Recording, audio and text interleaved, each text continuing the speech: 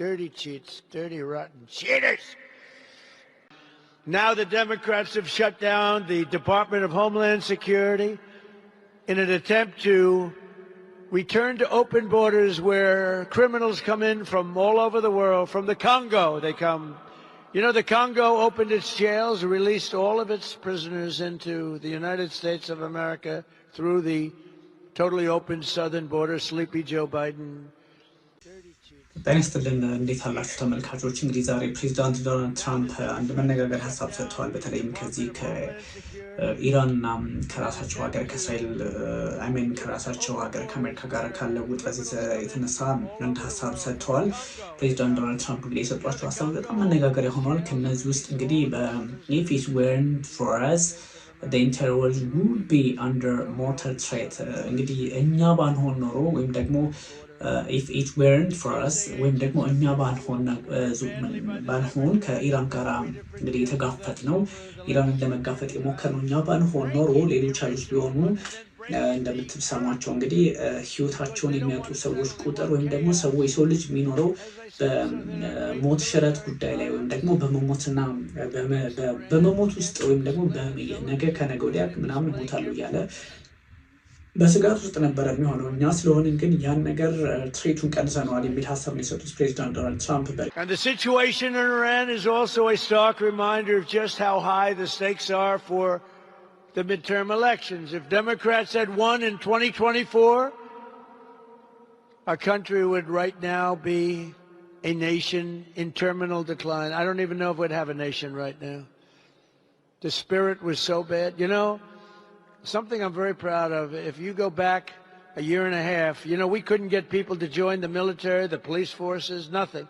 The Army, the Navy, the Air Force, the Marines, the Coast Guard, Space Force, they wouldn't join. They didn't want to join during Biden. His last year, they had the worst recruitment in the history of our country. 1 year later, we set records on recruitment. We had the greatest recruitment in the history of our country. The spirit was back. ነው ወይ የሚለው እንዳለ ሆኖ እንግዲህ ሚሊተሪ ትሬንድስ ኢን ኢራን በኢራን በጣም ትልቅ ወታደራዊ አቅም መፈጠሩና ወይም ደግሞ ኢራን ላይ ድሎችን እያስመዘገቡ እንደሆነ ፕሬዚዳንት ዶናልድ ትራምፕ አስቀምጠዋል።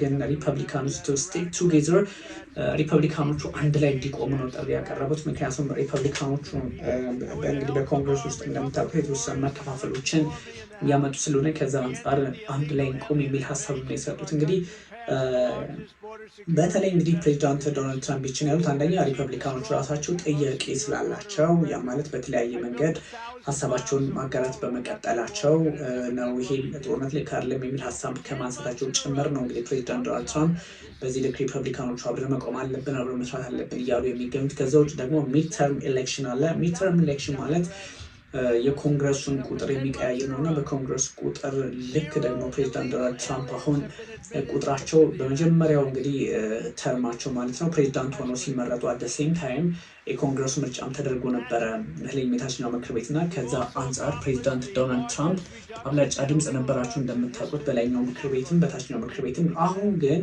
የላይኛው ምክር ቤት በየ6 ዓመቱ ስለሚደረግ አይነካም።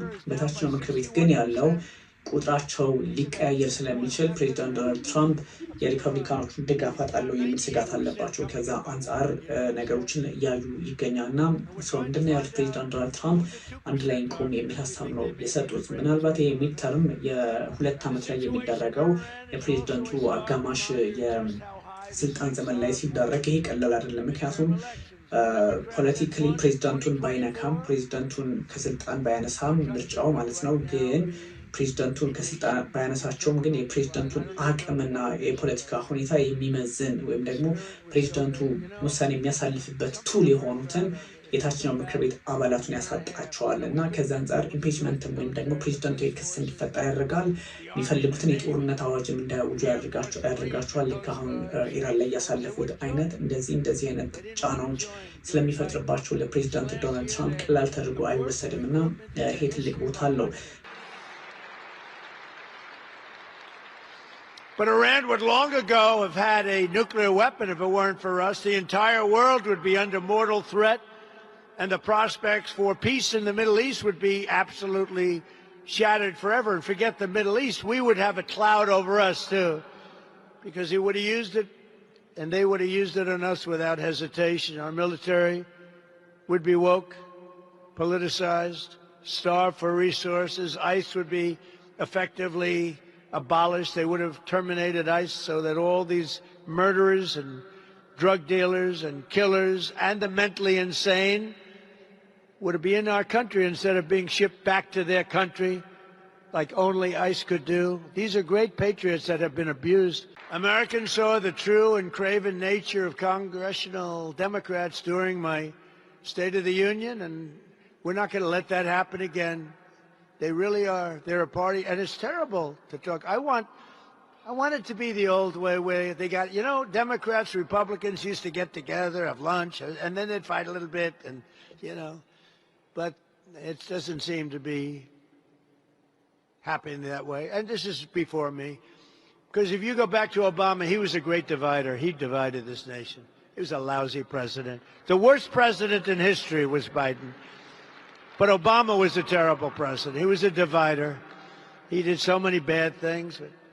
ዶናልድ ትራምፕ እንግዲህ በዲሲ በተገኙ በጣም በርካታ ቁጥር ያላቸው ሰዎች ሀሳብ ሲሰጡ if it weren't for us the entire world would be under mortal threat ነው። እኛ ባልሆን ኖሮ ሁሉም የዓለም ክፍሎች የሞት ስጋት ውስጥ ይሆን ነበረ የሚል ሀሳብ ነው የሰጡት። እንግዲህ as he spoke at the National Republican Congressional Committee ያ ማለት እንግዲህ የብሔራዊ የሪፐብሊካን የኮንግሬሽናል ኮሚቴ በየአመቱ የሚደረግ ነው። በዛ ላይ ነው ያደረጉት። NRSC ይባላል። ዴሞክራቶቹም አላቸው።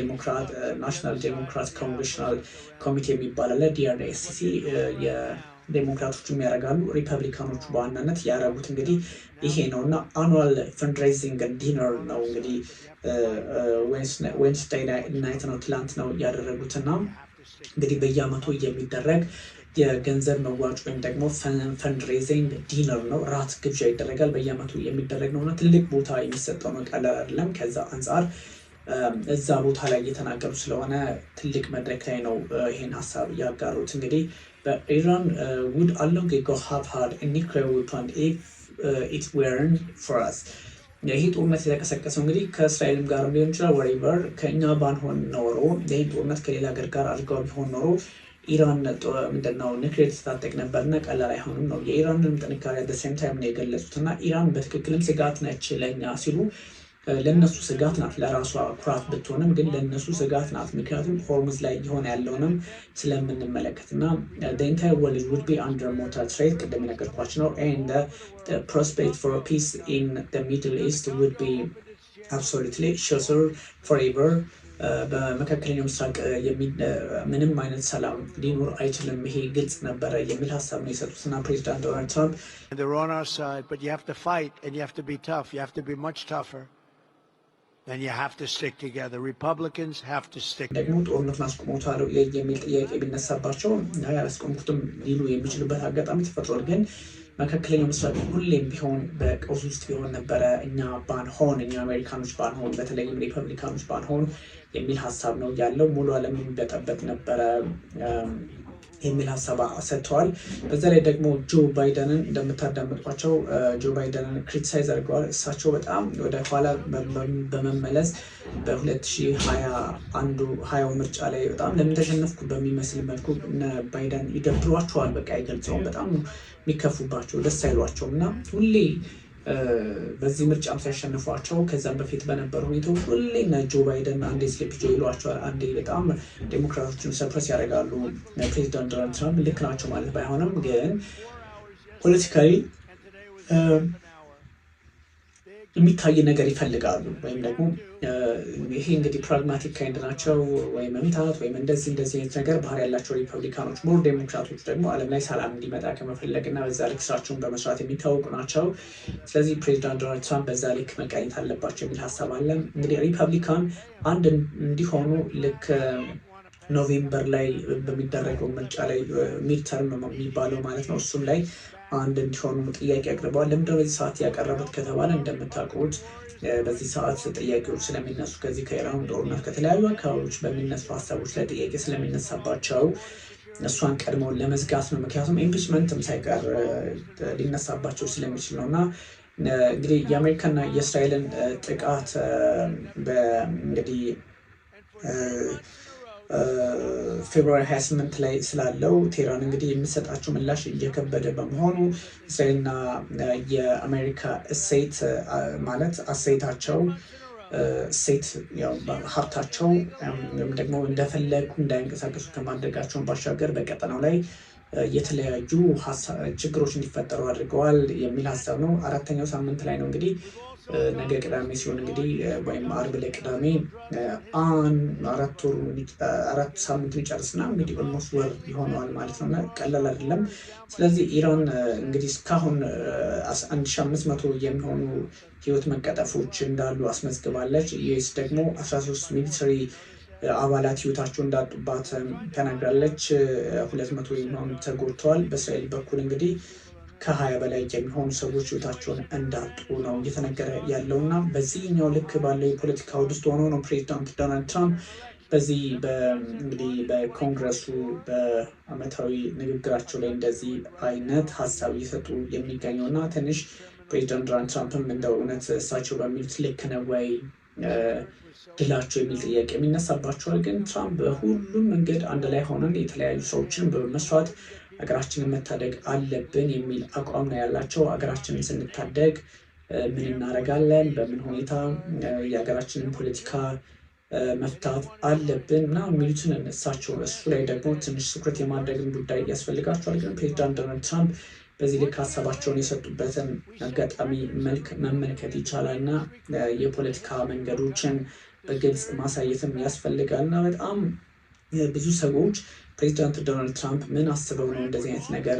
እያደረጉ ያሉት የሚል ሀሳብ ሰጥተዋል። ፕሬዚዳንት ዶናልድ ትራምፕ እንግዲህ በብሔራዊ ዓመታዊ የሪፐብሊካን ኮንግሬሽናል ኮሚቴ ላይ ኤንአርሲስ ላይ እንግዲህ ሀሳብ ከሰጡባቸው ጉዳዮች መካከል በዋነኝነት የዚህ የመካከለኛው ምስራቅ ጉዳይ ተጠቃሽ ነው እና አንዳንድ ሀሳቦች ከግራም ከቀኝም በተለያየ አቅጣጫ ይመጣሉ። ግን ፕሬዚዳንት ዶናልድ ትራምፕ ደግሞ እኛም የራሳችንን መብት ለማስከበር እና የራሳችንን መንገድ ለመከተል ይህንበት ያለው ርቀት አግባብ ያለው ነው የሚል ሀሳብ ነው ያላቸው። ግን የጦርነቱ መልክ ከእለት ወደ እለት እየቀየረ ከእለት ወደ እለት ሌላ አቅጣጫ እየሰጠ የሚመጣ ነው እና ፕሬዚዳንት ዶናልድ ትራምፕ እንግዲህ ይህን ጉዳይ ቀለል አድርገው የሚያዩት እንዳልሆነ ይነገራል።